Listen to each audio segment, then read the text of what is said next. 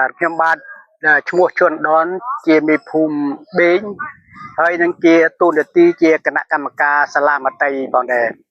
ហើយក្នុងសាលាមត្តេយ្យរបស់យើងខ្ញុំគឺមានគណៈកម្មការរាប់ទាំងគ្រូផងគឺទាំងអស់វា5នាក់ហើយសប្តាហ៍នេះនៅ3នាក់ស្រីប្រុស2នាក់ស្រី1នាក់ប៉ុន្តែស្រីនោះអវិជ្ជមានគឺខ្ញុំសូមថ្លែងអំណរដល់អង្គការសុភមង្គលដែលបានចុះមកជួយរៀបចំបាទរៀបចំដូចជាអឺធ្វើលាបថ្នាក់គាបាទហើយនឹងល្បែងក្រៅថ្នាក់អសរជញ្ញៈរៀបចំជាសម្ភារៈឲ្យគ្រូបង្ហាត់ខ្ញុំសប្បាយចិត្តខ្ញុំថ្លែងអំណរគុណដល់អង្គការសុភមង្គលយើងដែលបានជួយយកចិត្តទុកដាក់ដើម្បី